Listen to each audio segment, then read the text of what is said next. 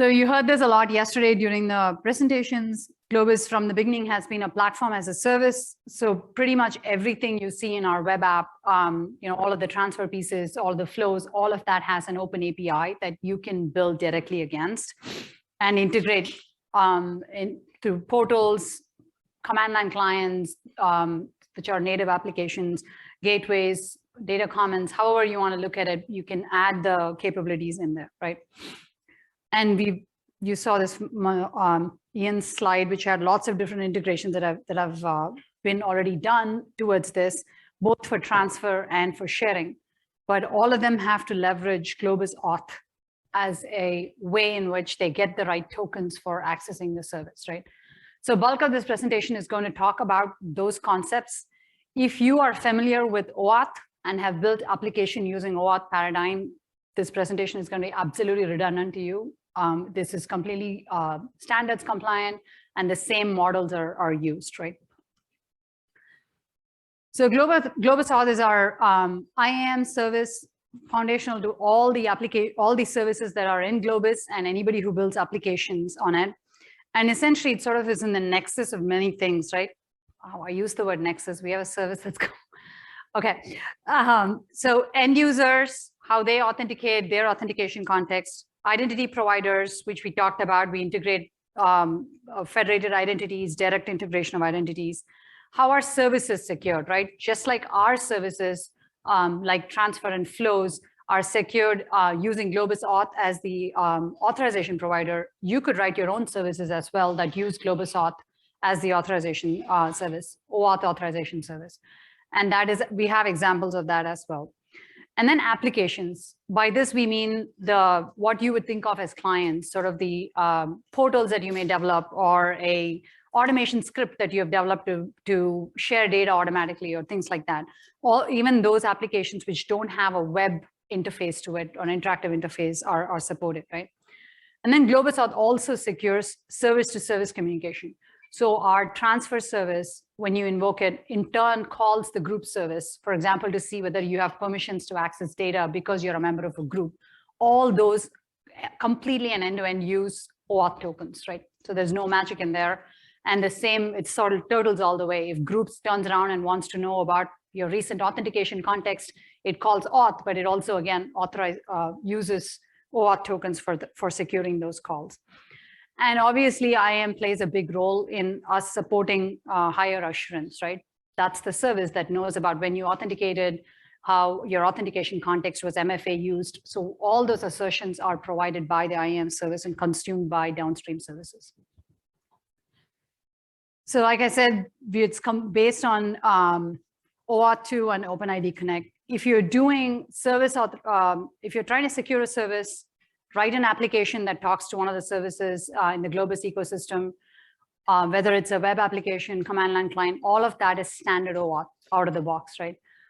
OAuth allows an extension, and we have used that to secure what we call dependent services. So when transfer calls groups, or groups calls auth again, how those tokens are obtained is a standard compliant extension of OAuth, right? That you won't probably find in a standard library.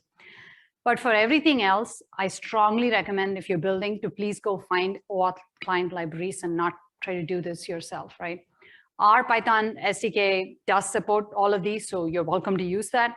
But depending on the framework you use and the programming language of choice, if there's a library out there, please use it, and it should work right out of the box, right?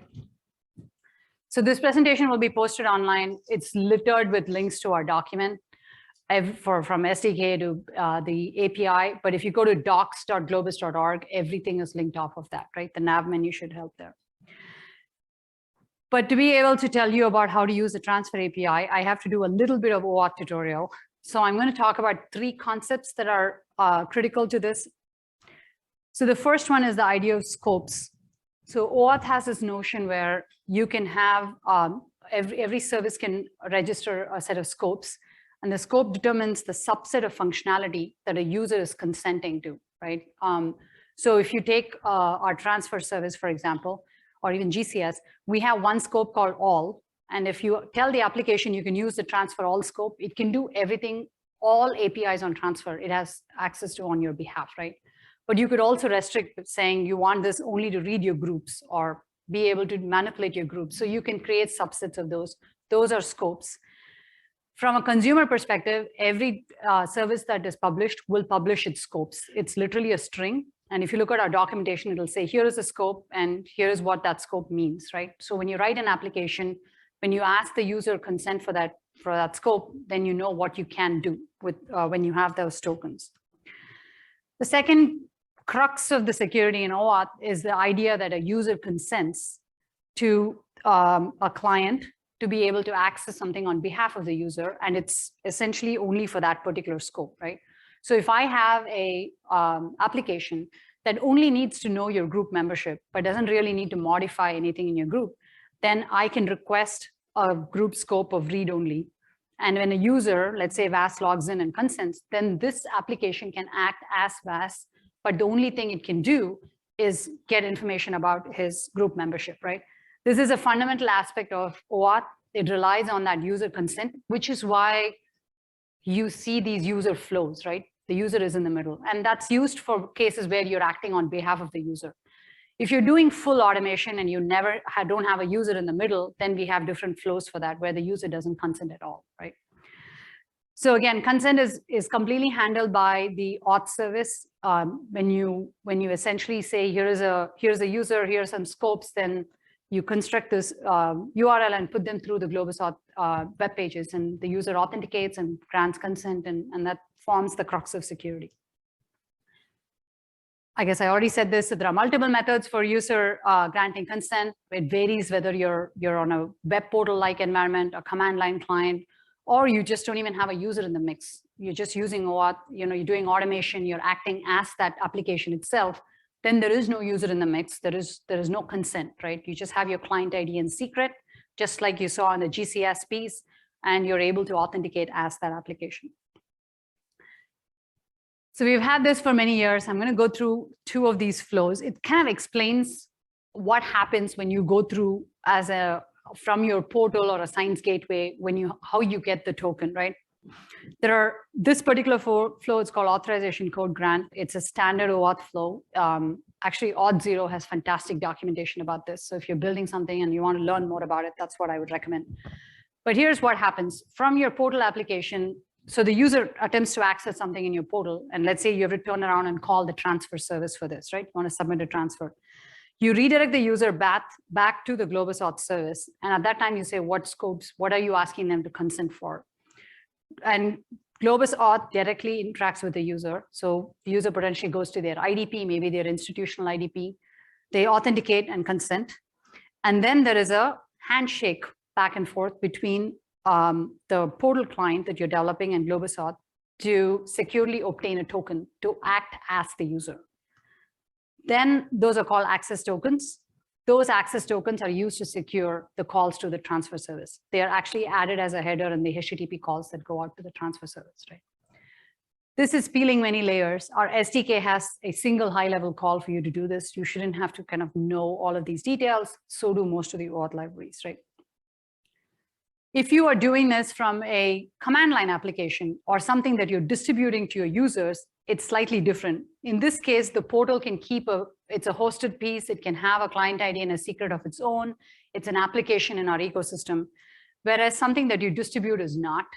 So the flow looks slightly different. Again, I'm not going to go through it, but essentially the flow looks slightly different because the native app cannot have a secret, right? But from somebody who's writing it, the thing that you need to think about is that you are going to put a user through a consent flow even there, which is sort of what Joe did this morning, where he had to copy that URL and he got an authorization code back that you paste. And then the same dance happens. It gets exchanged for an access token, and those access tokens are used to secure the calls to the transfer service, right? You can request for additional things called refresh tokens if you are going to renew those access tokens. Those access tokens expire in 48 hours, is that right? Yes. So let's say you're doing a backend process and you want to continue to, and your application needs to act on behalf of the user past that time, then you can request something called refresh tokens. when the user consents, they will get a note that says this application is requesting for that, right? So that the user is aware you're getting those, and then you can use those refresh tokens to get additional access token past that expiry time. If the user ever goes and revokes consent, all the tokens are invalidated. So I can go to my Globus web app, see what applications I've consented to and delete it, and pretty much I have invalidated all the tokens, including refresh tokens, and revoke access. Very quickly tying it back to GCS, that's sort of how it works with a mapped collection now. I can go into my consent list and say, I don't want this web app or this other portal that was transferring on my behalf to transfer data to this GCS anymore, and revoke consent for that particular application, right? So that it is tied to the particular collection, and you can revoke permissions at that level. So the same security applies. This one is the case where you're trying to automate something, or you have a service account and you really don't have a user in the middle. So there is no consent. This is very much like registering the application in the developers.org portal, getting a client ID and secret, and getting an access token from auth. There is no user, so you're literally like presenting a username and password, getting the secret, and then using it to access, right? This is what you would use if you write anything as a system thing, right? You're moving data automatically without any user intervention. You're trying to, like an instrument facility that is trying to set permissions on guest collections for users behind the scenes. It's going to be done as a system account. So you can register an app in Globus and then use those credentials to do these actions on the collections, right? So all that is, details. Ultimately, if you're implementing this, if you go to docs.globus, you should see all documentation for all our APIs. This is an example from the search service, right? Pretty much every documentation should tell you what the base URL, how do you reach that API, and then they would publish their scope list, right? So here, for example, there is an ingest scope on the search service, and if you grant consent to that, the application is able to push data into an index on your behalf, right?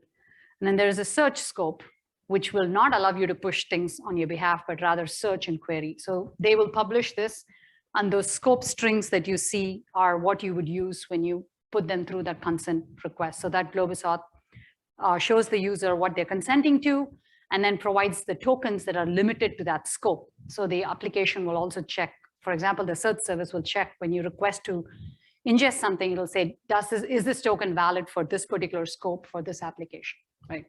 So when you're developing, this is what you're looking for. What are the scopes? What do I need to grant consent to? Yes.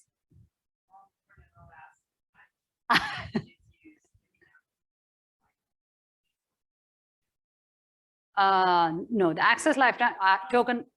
Oh, so the question is, if high assurance is used, can the access token lifetime be shorter? The access token lifetime is fixed right now. The high assurance access is has other elements which require sort of an authentication timeout and the user to have been authenticated within that session, like prove identity within that session. So slightly different security measures are used to protect that. Right? Okay, so I'm going to touch a little bit on Transfer API. Whatever I'm talking about in terms of how we use this API can be applied to any of our other platform services, but Transfer is the most commonly used one, so we're using that for these tutorials, right? So just like I showed you for search, Transfer also will have a base URL. They have scopes that are published, and it uses JSON documents for essentially input-output. When you get these access tokens, you put them as a header, authentication header. A bearer token is put on the authorization header on HTTPS, and that's how Transfer essentially validates all your access, right? And the documentation for the Transfer service is published there as well. This is the part I want to spend a little bit of time on. So we have a Python SDK that pretty much provides helper methods for all of this, right? The SDK certainly covers most of the auth functionality, transfer functionality.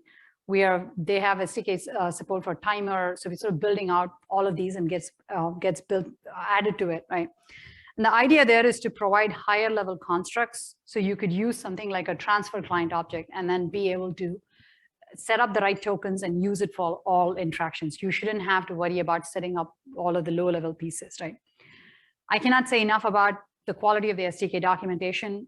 Is really helpful, even if you're building in some other language, to be able to go see all the pieces there or how it is built, and it's really well done there. So this is one example, right? So there's a one method to mapping for an API resource in HTTP verb. So for example, if you're doing endpoint search, so when you go to the Globus web app and search for your collection, that essentially uses the same API that this call would use, right? It calls for searching the collections. And you can see it provides all these parameters in terms of, here's a full text search. The scope there is essentially, do I want to search only the endpoints I manage, the endpoints I admin? So if I pull up the web app, you'll see those tabs, right? So it maps to those pieces in the API, and then pagination is built in, right? So they have things like this for pretty much every piece of functionality on the API. So you should be able to use that without worrying about the lower level details. But we do have low level calls. For those of you who really want to get there, I can see Carl's eyes light up. So you are welcome to play with it at that level and make modifications, right? Okay, so on transfer, now we have this dual universe, V4 and V5. So I want to touch a little bit on what it is to submit to these collections versus endpoints, right? Nothing has changed in the V4 world. We use this idea of endpoint activation, which really is associating a X509 certificate to that particular endpoint so that Globus can act on your behalf, right? So when an endpoint activation is done, the user authenticates with a MyProxy or a MyProxy OAuth, and Globus gets a X509 certificate that it caches, and it uses that for accessing those V4 collections. Nothing much has changed in that world. That is what you would do when you try to attempt a call. Let's say you try to do a listing on an endpoint, and if it is not activated, you will get an error back. And then you can essentially take the user to so URL gets printed on the CLI and such. So you can construct this and send the user to the Globus web app, which deals with essentially getting the user to authenticate and get the activation in place, right? The shared endpoint and Globus Connect Personal do not need these. They work within the Globus ecosystem, so there is no activation involved in that, right? There is no certificates in the mix, so you just call a method called auto activate, which primes that for use, and you can use that. So there is no actual certificate piece there. That also means that you can automate completely using shared endpoints, but you cannot using host endpoints. The user has to be in the middle to make that happen, right? So this does change with V5. As I mentioned in the morning, with V5, we are doing away with user certificates. Everything moves to OAuth tokens and consents, right? So in place of a user authenticating and then we getting a certificate back, the user is going to authenticate and grant a consent, right, for transfer to be able to access a particular GCS collection. So that's the distinction. So in place of us getting a X509 certificate, essentially there's going to be a consent that is sitting in Auth, right? So when I go to the University of Chicago Midway, that's a V4 endpoint. Let's say it's a V5 endpoint. I go there. In place of redirecting me to MyProxy OAuth, it is essentially going to say this collection is configured such that the policy is you have to authenticate with your UChicago. So I log in with it, and the consent has a scope that is specific to that collection. So if you look here, this scope format says, I'm going to consent to transfer all because I want to be able to do all operations and transfer. And that transfer, so the star, essentially it's a dependent, transfer is dependent on accessing data on this collection. So this UUID would be replaced with the specific collection UUID, the UChicago one or the Michigan one or what have you, right? So this is transparent in the web app. So from a user perspective, when they come to our Globus web app and they access a V5 collection, they will still see themselves redirected back out, just like they do today. They will authenticate, but behind the scenes, we're not getting a certificate. There's a consent. They'll see a consent screen that says transfer wants to access this collection. You say yes, and that's a one-time thing that they do, right? So from a user perspective, there's no difference. But if you are building, if you're writing an application against this, if you already have applications and you're moving them to V5, in place of doing activation, this is what you will have to do, right? You will have to be prepared to put them through a consent flow for mapped collections only, right? Again, guest collections don't require anything like this, and that is what you want to use for for automation. You cannot automate with a mapped collection. We need user consent for that. I'm going to pause here because this is GCS5 plus developer pieces. Any questions? Thank you, Theron. Bridget, any questions online? Okay. Lee has a question. This is just, is this on? Okay. Yeah. I just wanted to underscore what you said, because you said it almost as if it was a footnote. Okay. If you're going to be doing automation or coding against GCS collections, you should probably be using a guest collection. You can only use guest collections. Yeah, I mean, you cannot automate with map. Yeah. Right. So everything that you just said, implied that maybe you should be worrying about that. I don't think people should be worrying about that. I think that people should just be using guest collections and not have to do it at all. Yes. So yeah. Okay. I didn't mean that a footnote. So thank you. I will emphasize. If you are automating, you have to use guest collections if you do not want user in the middle. Otherwise, the user will have to come in, and remember the map collections also have an authentication timeout, right?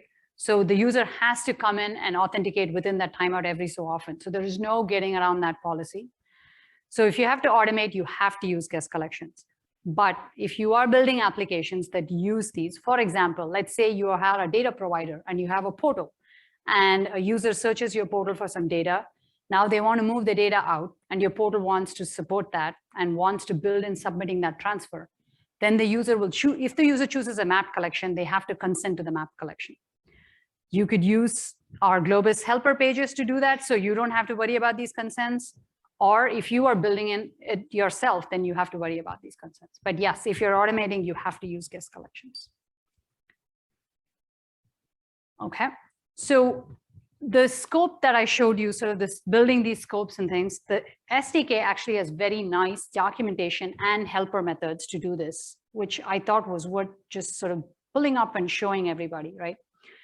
If you go to the, hang on, I'm just going to move this a little bit. If you go to our SDK documentation, this copious documentation, there are also great examples that you can use as a starting point, right? But Rudy, is this big enough?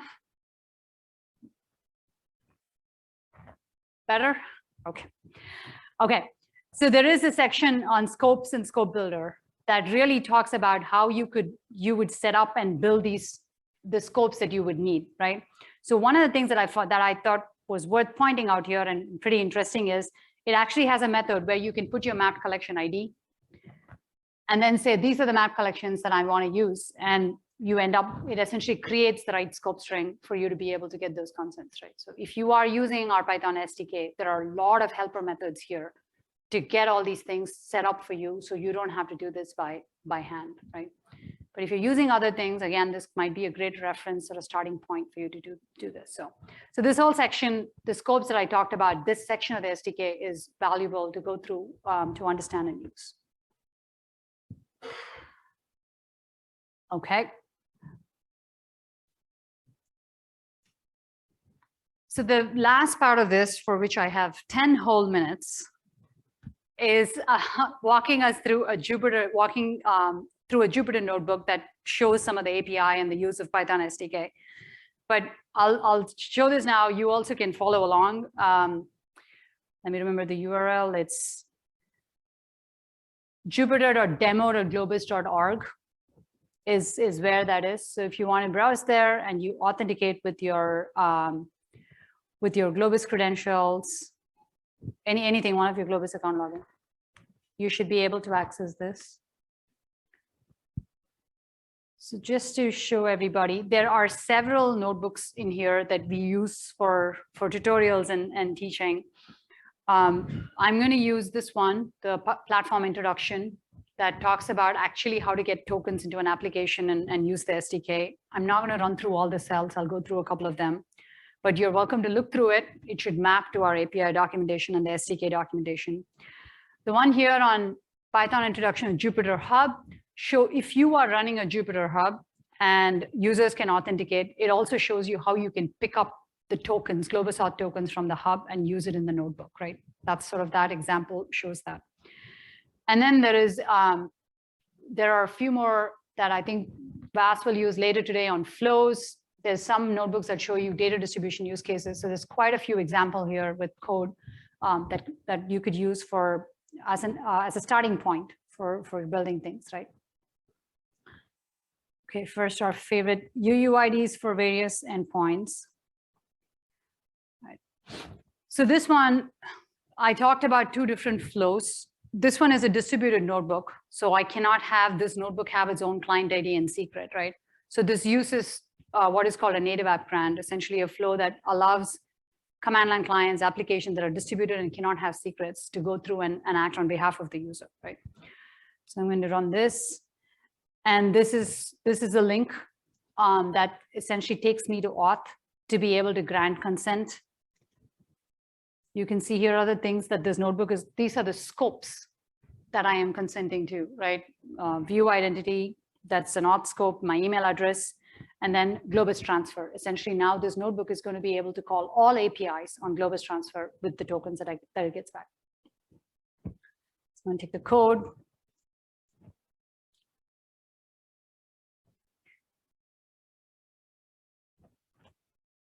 So these calls here from our API pretty much are the ones that are going to do the dance that I showed you on that flow, right? Go back to auth, get the right sets of tokens, and essentially create the transfer client higher level object and the transfer API in the SDK that lets me call the various things on transfer, right?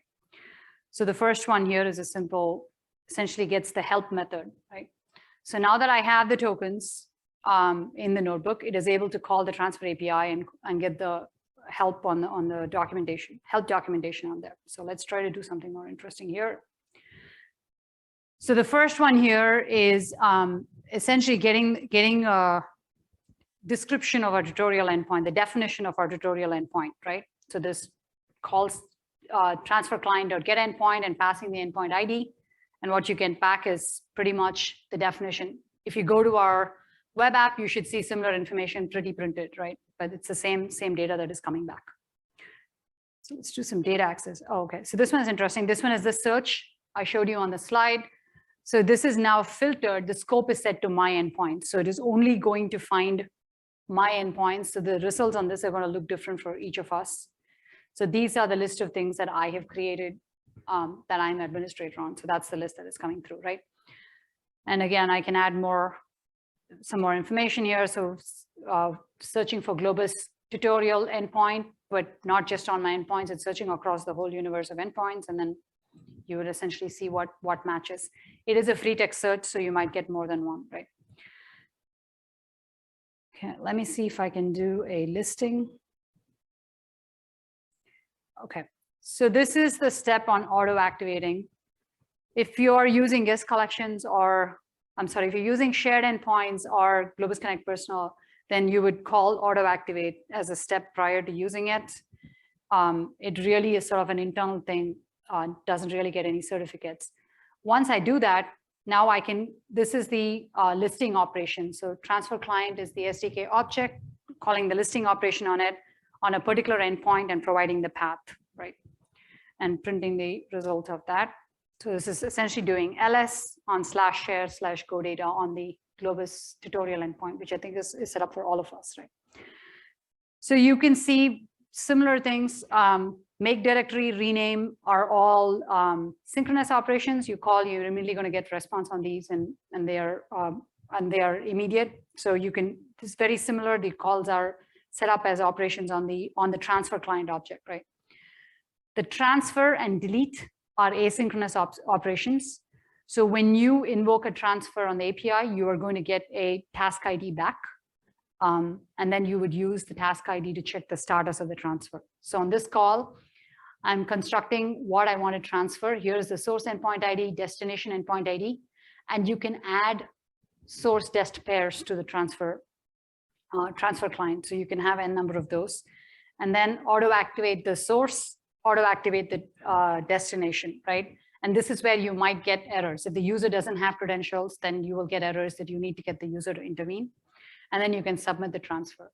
What I will get back is an ID, and then I can go get a get task on that. Let's see if I can. So this is my task ID that comes back, and then I can go check status of the task, right? So this is what is used by the web app to paint your activity page. That's right. So there's one-to-one parity. There's lots more like this on this notebook. You're welcome to run through all the cells, but it's kind of boring to walk through. It pretty much is a call one-on-one mapping to our API. It does the same thing and returns reasonable things, right? But it's a great place to start. If you're looking to use a Python SDK, you can take copies from this, copy code from this, right? I think that is pretty much what I wanted to cover. This deck has a huge bunch of resources that we will get posted. A lot of the ones have been around for a long time. There is a GitHub repository /Globus, which actually has a lot of sample code for doing automation or using native clients for doing automation. There's a YouTube channel with videos from Vas and Greg that talk about all of these in more detail. And the thing that I wanted to highlight was this migrating applications to GCS5.